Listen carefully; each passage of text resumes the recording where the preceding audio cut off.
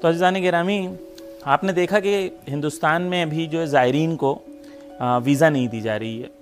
سوال یہ کہ کیوں نہیں دی جا رہی ہے؟ آپ اگر دوسری طرف سے آ کے دیکھیں تو یوروپ اور امریکہ کے تقریباً 26 یا 27 کنٹریز کو ویزا آن ارائیول دی جا رہی ہے اور انڈیا کو نہیں دی جا رہی ہے. کیا ریزن ہے؟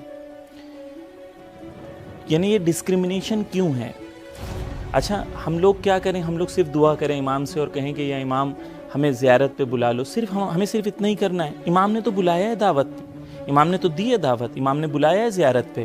یہ ایڈمنسٹریشن کا پرابلم ہے، یہ ایڈمنسٹریشن کی ذمہ داری تھی. ان کو کس نے حق دیا ہے زائرین امام حسین علیہ السلام کے لیے راستہ بند کرنے کا؟ کس نے حق دیا ہے؟ کیا ریزن ہے؟ آپ بتائیں.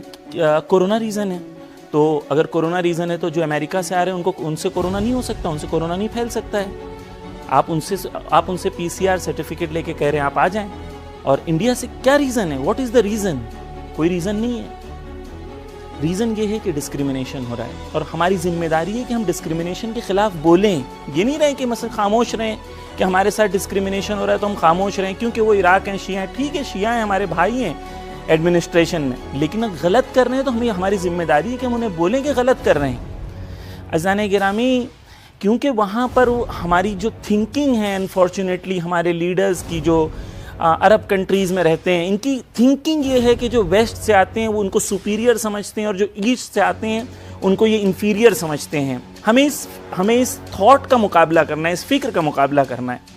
ہندوستان کے زائرین وہاں جاتے ہیں، موقف لگاتے ہیں، خدمت کرتے ہیں زواروں کی. یعنی اگر آپ غور کریں تو سب سے بہترین جو موقف ہوتے ہیں اس کے اندر جو شمار کر آپ کریں اس کے اندر بہترین موقفوں میں سے ہندوستان پاکستان کے موقف ہوتے ہیں. یہ جاتے ہیں زوار کی خدمت کرتے ہیں. لیکن یہ ڈسکریمنیشن کیوں ہے؟ آپ مجھے بتائیں کہ امام حسین علیہ السلام اس سے راضی ہوں گے کہ میرے گھر پہ امریکہ سے جو آئے گا اسے آنے دو اور جو ہندوستان سے آئے گا اسے آنے نہیں دو؟ کیا ریزن کی وجہ سے یہ ڈسکریمنیشن کیوں ہے؟ عزیزان محترم، ہماری ذمہ داری ہے کہ ہم بولیں، حق کے لیے بولیں. عزیزان محترم، دیکھیں کلن جو زائرین امریکہ سے آ رہے ہیں، کینیڈا سے آ رہے ہیں، دنیا کی جو کنٹریز سے بھی آ رہے ہیں، ہم ان کے مخالف نہیں ہیں. وہ زوار ہیں امام حسین علیہ السلام کے، ہم ان سے محبت کرتے ہیں، ان کا احترام ہے. لیکن یہ ایڈمنسٹریشن کے خلاف ہمیں بولنا چاہیے. اچھا، ہمارے ساتھ ایسا ہوتا کیوں ہے؟